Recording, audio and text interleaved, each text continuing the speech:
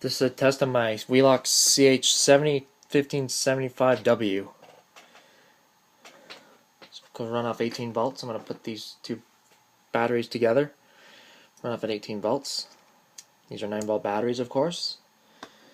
And it's not that loud because since it's a Chime and it's at low volume. So I'm going to set this thing off.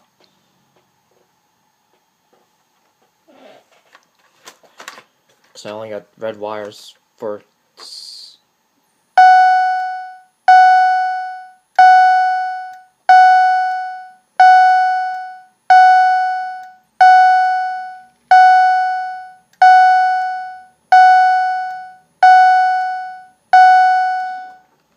okay, that's it.